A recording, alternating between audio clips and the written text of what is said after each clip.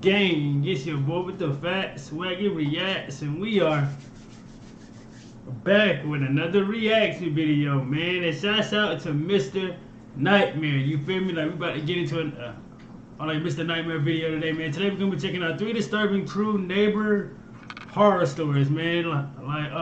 Volume 2. So like, share, comment, subscribe. Like, if you're fans of Mr. Nightmare, like scary stories, stuff like that. We try to drop one of these every night. Hit that subscribe button, man. Let's get this video to 200 likes, and I'm trying to get to 50K, man. So greatly appreciate it. Again, hit that thumbs up before you guys leave out.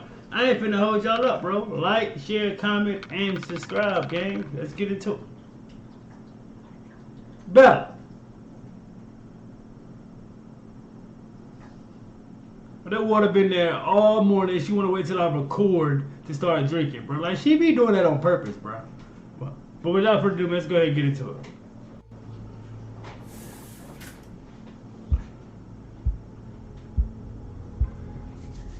I bought a vacation mobile home almost 2 months ago. It's a complete shack, 2 small bedrooms, a little living room, kitchen, and 1 bathroom. It's simply meant as a nice, peaceful place to come to escape the city, either by myself or with my girlfriend, if I ever get one. The property has 2 acres, so it's nice and roomy too. And one of the main appeals is that it's only a 10-minute drive from a mountain that I like to go snowboarding at a few times a year. My first time there, I was decorating the place with my family. We all went to one of the local furniture outlets in the area and picked out a few couches. We actually banged this all out in one weekend, and thank God for my dad's pickup truck, which made transporting all this stuff easy. During all this back and forth from store to mobile home, I guess the closest neighbor noticed all the commotion, and he came over to greet us. He introduced himself as Dale. He was, I guess, what you'd expect from a local here. He had a thick Hudson Valley accent, and his dialect and mannerisms were obviously different than, I guess, us city folk are used to. Nevertheless, he seemed nice at first. We all introduced ourselves, though I knew I'd really be the one needing to get to know him since this was my property. Right. After chatting with him for a while, we tried to resume unloading and bringing furniture into the home. He lingered for a while, just watching us. My dad tried to converse more with him here and there. Eventually, though, Dale said goodbye and walked back up the road to his home. We left Sunday together, and the next time I went up there was 2 weeks later. I went alone this time just to bring more stuff up, like my snowboarding gear, and set up the Wi-Fi. I guess Dale saw my car pass by, because soon after I got there, he knocked on the open door and stepped inside and said hello. I gave him a smile and told him to come in, and she already was. He told me the place was looking nice already. Then after some small talk, he invited me over for a beer. I said why not, and followed him up the road to his home, which is also a mobile home, maybe a little bigger than mine. We then sat outside on his deck. He grabbed me a Heineken from inside and sat across from me at the table. So I tried to get to know him. I started by asking how long he's been there. He answered with 20 years too long. I asked a few more questions, and he had some similar, pessimistic yet somewhat joking responses. This kind of set the tone for the rest of the conversation. So he started asking me questions, like what brought me here, where exactly I was from, etc. All the questions he didn't ask us 2 weeks earlier. I told him I'm from Queens, and that I wanted a place to escape and to snowboard. I guess he didn't like my answer, I don't think. He started ranting about how us city folk are coming in and ruining shit, polluting the place and littering everywhere. This turned into somewhat of a debate. Oh man, so he's one of these guys that feel like everyone that didn't grow up or was raised around here, pretty much an outsider, and here to just try to take over their city or some shit like that.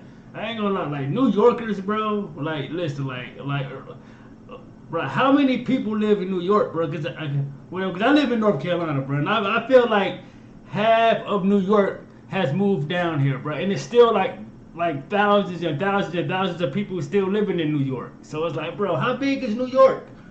Like, yo, it's like, bro, that's crazy to me. Ruining shit, polluting the place, and littering everywhere. This turned into somewhat of a debate, where I was trying to defend myself and other so-called city folk. I considered it a little debate, until I saw how heated he was getting, and he started to actually raise his voice in his thick accent, with his half-drank beer in his hand. This spiraled so out of... and it's possibly him, getting, like, a little bit drunk, you know what I'm saying? I don't know how much he can, like, he can hold his liquor, like, how much liquor he can take before he gets, antsy, but... like, some people, like, don't take much. Of control that at one point he said word for word, I don't know why y'all can't just stay where the fuck you belong. I stood up and with a smile on my face said, "Okay, I think I'm gonna head back now. Thank you for the beer." Right. He didn't say anything. Time He to just get looked out down of at there. his beer as I walked away. As I was like 100 feet away from his home, he yelled out, "I'm sorry." I looked back at him and gave him a thumbs up. At the same time, I was horrified that that's gonna be my neighbor here. Right. 20 years alone must have him losing his mind, and maybe he doesn't know how to deal with people anymore. That was the excuse I chalked up for him. But that night, while I was laying on the mattress I had on the floor, watching a movie on my laptop, I heard a voice from outside. It sounded like someone talking to themselves, cursing to themselves. I looked out the window, but I didn't see anyone out there. It was just simply too dark out. The property is big and it's mostly woods, so you could imagine how freaked out I was hearing a voice out there. The next day, Dale knocked on my door again around midday. I knew it was him because I heard him calling my name. I didn't want to deal with him again. I stayed in my room. He had to have kept knocking for 5 minutes, which in itself was weird. And at one point he said, "I know you're in there, your car is here." That freaked me out. The guy is clearly not normal by my standards, and he was already giving an early, weird, obsessive vibe. Yeah. He finally left. Or did he? I continued on the rest of my day, almost uncomfortable to go outside in fear he was out there nearby watching to see if I was actually home and ignoring him. After dinner, I started watching another movie on the TV through my phone, and for the second night in a row, I heard a voice outside, even over the TV. I had to turn off the TV to look outside. Couldn't see anything, so I went out to the deck and flicked on the deck light. I saw Dale standing about 5 feet into the woods, arms flat at his sides for a second, before he could react to the light. What is Then he wrong? ran into the woods. I went back inside and considered calling 911.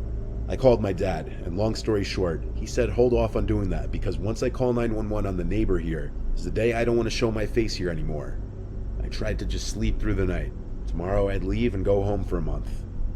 Within an hour of me laying on the mattress, I heard Dale outside screaming in an angry voice, "City piece of shit, I know you're in there. Leave, no one wants you here." Oh man, listen, bro. I don't got time for neighbors like this, bro. If you are a toxic neighbor like this and feel some type of way about me living in your neighborhood, bro, at this point, bro, listen, I'm just gonna get the fuck out of there. Like, yeah, because I don't got time for this, bro. I'm not gonna be waking up every day dealing with this guy here just because you're mad because I'm living in your neighborhood. Like, what? "City piece of shit, I know you're in there. Leave, no one wants you here." Like, can't we just It get sounded along? like he was in a drunken fit of rage. Yeah, This was officially freaking. the moment I realized my neighbor there is a complete psychopath, and he may be the reason why I got this home at such a good price. I went home the next day, taking my valuables back home with me. I haven't been back there since, but you better believe the next time I go there, it'll be with my whole family. For sure. If he keeps it up, cops will be called. At this moment, I'm not really sure what to do, but I'm considering trying to sell this place if this keeps up. Yeah, Because at might the as moment, well. I'm actually scared to go up there alone. That's crazy, bro. That's crazy. You scared to go to your own house, bro. Scared to go to your own crib. My family and I used to live in a rough neighborhood when I was 7. Even the neighbor on one side was a total creep and wasn't friendly at all. I don't personally remember much of the story because I was way too young, but my mom remembers it all too well. It was a regular night like any other, which makes this that much scarier. It was just my mom, my 2 siblings, and I at home. My dad was gone on a business trip as he would be often. That night, around midnight, someone started knocking on our door. My mom woke up and went to the front door and asked who it was. No one answered. She thought that maybe it was some kids playing Ding Dong Ditch, so she went back to bed. About 30 minutes later, again, someone starts knocking. She gets up and peers through the side window to see if she can spot anyone out there. Yo, why they banging like that hard? Yo, boom, boom, boom, boom, boom. They banging hard, boy. She gets up and peers through the side window to see if she can spot anyone out there, but nobody is there. In any other neighborhood, this would just be assumed to be annoying kids doing some night ding-dong ditching, but in this area, you could never assume anything but the worst. My mom started to worry, so she went back to her room and grabbed my dad's shotgun, and then she sat in the living room in the dark, waiting. During all of this, she never woke any of us up, as we were all little kids at the time, and she didn't want to panic us. Again. He said with a shotgun, boy, she's not playing no games. A shotgun? Oh, yeah. Yeah, come on through that threshold if you want to, my guy. While she was in the living room now, there was more knocking. She gets up to peer through the window again, expecting to see someone new, but still no one. My mom begins shouting at whoever it is that she's going to call the cops, and that if anyone tries to come in, she would shoot them. This threat, a legitimate threat mind you, apparently worked because that was the last of the knocking. At some time between then and the police showing up, my mom woke us just to be safe in the case that something bad happened. At about 2 in the morning, the police finally show up and do a quick search outside of our house while we waited inside. After their search, they come in and tell my mom that they had found a piece of barbed wire about 4 feet long next to the front door and asked if it belonged to my mom. Barbed She said wire? it wasn't hers and asked why. The cop told her it belonged to whoever was knocking on the door and that they were likely planning on strangling my mom with the barbed wire when she opened the door to see who was knocking. They said that she was very smart to not open the door to see who was there. Otherwise, it could have cost her her life. For sure. The cops said they'd patrol the neighborhood until morning and do a thorough investigation once there was daylight. That morning, as they were searching around the house, they found footprints leading around to the back of the house leading to my bedroom window. They had also found nicks in the window sill where the person was trying to pry open the window to break in, but failed. My mom always suspected it was this one neighbor because on several occasions, she would catch him staring into our house at her through his curtains, and he was incredibly creepy and unfriendly all around. He also would be the first one to know when my dad wasn't home, since he knew what vehicle he drives. Not long after that, we moved out of that neighborhood, thank God. Yo, that's crazy. Like, just imagine if he would have got into that house, bro, with that barbed wire. Oh my God. Ooh. Man, bro. Man, bro. That's crazy. We had a new neighbor move in recently, which at first I was completely okay with because we never really got along with our old neighbors. But boy, do I miss them now. So it was a few months back that we saw a new van in the driveway next door. No moving trucks or nothing though. We didn't see anyone moving in furniture or anything at all. It was kind of weird. To be friendly, my wife and I decided to go knock on the door to introduce ourselves, but no one opened the door, which was also weird because their car was in the driveway. We figured it wasn't a big deal. For all we knew, they were in the shower or sleeping or something. So our bedroom is upstairs, and at one of our windows we can see into the neighbor's backyard. The house next door has a detached garage in the backyard. The new neighbor's van wasn't in the driveway all day. Then, all of a sudden, when my wife and I were reading in bed, we heard the garage next door open up. Naturally, we were curious to look out the window and see if we could catch a peek at what the man looks like. Yeah. We creased the blinds a bit to look out there, and there he was, this middle-aged looking guy in a white t-shirt and jeans. The motion light over his garage was on, so that's how we saw him. He was bringing boxes from his van into his garage. We stopped spying before it got weird. A few days passed, and his car wasn't in the driveway at all, until one night, we heard his garage door open again. Every so often on this one night, we would hear some weird scraping sounds coming from out in his garage, and then occasional bangs and such, probably from him dropping boxes in the garage. But what really did make sense was that metallic scraping sound that wouldn't stop. I went over to the window to look out again. This time he caught me staring. He looked up at my window, and I felt incredibly awkward. I walked away from the window, and seconds later, I heard him close the garage door. I told my wife I'm going to go out there and say hi. That's the only way I figured I could redeem the awkwardness I just created. I went outside in my shorts and t-shirt, and went over next door to the driveway, but the man was in his van with the engine running already, and I think when he saw me, he backed out of the driveway really fast. Then he disappeared down the street into the night. The whole thing was incredibly weird, and I was getting the vibe he was avoiding us now. Definitely I was weird. a bit curious now what exactly was going on with all the scraping sounds by his garage. I walked into his backyard to the garage door. And of course, as a neighbor, we're gonna go investigate and see what's on. No, bro. If y'all see something going on, just leave them people alone, bro. Obviously, like, they don't want to be bothered. They wanted to be bothered like they would have came over to your house. So don't go over bothering them, getting in their business. So now they return, you can't get mad at them doing anything they gotta do necessary. Like, I'm God willing, but I'm just saying, bro. Like, just leave people alone, man. What was going on with all the scraping sounds by his garage? I walked into his backyard to the garage door. You gotta go and investigate. something was making noise in there. I kept hearing thumping sounds. He had to have an animal in there or something. Then I heard my wife's voice call my name from our window, and she asked what the hell I was doing. I looked at her and put my finger to my lip. I tried to open his garage, but it was locked. That was enough snooping. I walked back to our house and back to bed. Later that night, I woke up to my wife shaking me, whispering that she heard our backyard gate open. I told her to stop messing with me because she was freaking me out, but she said she swears she heard it. I had to be the man of the house and go out there and look. First, I took a look out the window. The lights in the neighbor's yard were off, and our yard was too dark to see anything.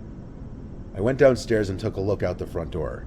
The neighbor's van was in the driveway. He was home. I went to the backyard now and turned on the lights. As I did, I heard someone running away to the side of the house. Then the backyard gate slammed shut. I was horrified, but I made myself angry and chased after them. I ran to the gate and then to the front of the house, then to the street. I was the only one out there, yet I felt as though I was being watched from any possible direction. I went back inside the house, told my wife that someone was indeed in the yard, but I didn't see them, and she asked me if I thought it was the neighbor. I told her I honestly don't know. I would think so, though. I went to the neighbor 2 doors down, Gene, and asked him if he had met the new guy yet. He said no, but that he'd keep being awoken to sounds late at night coming from his garage. I told him about how someone snuck into our yard the night before, and he found that equally freaky and weird. We agreed to text each other and go over together the next time we'd hear weird noises to finally meet this guy. So the next day was Saturday. As I was opening all the living room blinds in the morning, I saw that it was like the first or second time that the neighbor's car was in the driveway during the day. Then I looked at his house, at one of the windows. There he was, standing stiff as a statue, looking at me as if he were waiting for me to open the blinds. I expected him to look away, but we just locked eyes. Unbroken eye contact for a solid 20 seconds. I waved because I didn't know what else to do. When he didn't wave back or even crack half a smile, I started calling for my wife, and when I got her, I told her to look out the window. But by then, he was no longer standing at the window. I said to hell with it at this point, and went next door again with my wife and knocked on the door and rang the bell. I felt knocking is a bit more assertive. I heard one loud slam from inside the house, but he never came to the door. This was the last straw.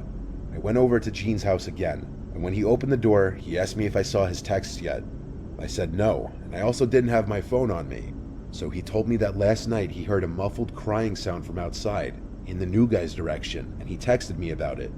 Gene came out with me to knock on the neighbor's door one more time, and once again, no answer. We all by this point, including Gene's wife and my wife, knew something is seriously off here. For sure. The next day, the van was gone again, and it's been almost 2 weeks, and the van hasn't returned. We don't know where he went. We don't know if or when he's coming back. Bro. These past few nights, either my wife or I wake up in the middle of the night thinking we hear noises outside, and when we go to the window to see if the van's in the driveway next door, it's not. It's crazy none of us even know the guy's name, and we're still trying to put the pieces together, because one night I heard something definitely alive in that garage making noises, and then another night, Gene heard what he thought to be a muffled crying. Obviously he'll most likely be back, but I don't think any of us are looking forward to it, and maybe for peace of mind, we should anonymously report him. For sure, like y'all should have been it. Like all the weird things that he was already doing, just standing in the window, just staring at y'all. Like, bro, like that's all sign. Like how many red flags do you guys need, man? Like, and that's why, bro, whenever I move into a neighborhood, I always meet my neighbors, bro, because you don't know, like what they going through or like involved with. Like I just keep it moving, hey, and keep it moving. You know what I'm saying? I'm not gonna have no full-blown conversation with you to the point that you feel comfortable around me and start doing some even weirder shit than like what you were doing, man. So it's like, bro, like listen, if you guys got any neighbors like that, like let me know down in the comment section. Tell me how you guys feel about this this video, man. I don't think I ever came across any neighbors like this, like just staring in windows, just when I go to talk to them, like they just completely blow me off type shit. So it's like, yeah, bro, like that's weird in my eyes, bro. Like, I mean, tell me how you guys feel about this reaction, man, by liking or disliking the video. Also letting me know, like, what else to react to. Like, comment down in the comment section, man, because I want to see what you guys have to say. And, like, I'm trying to get my, like, comments going as well. And most of all, hit that thumbs up button because it really helps out with the algorithm on my channel, man. It helps my videos get seen more, all that, man. So I'm gonna hit that thumbs up button before you guys leave out, gang, and make sure you guys are tuned in tomorrow when I drop another one for y'all, man. And SRT gang, I am out this thing, man. Let's get it.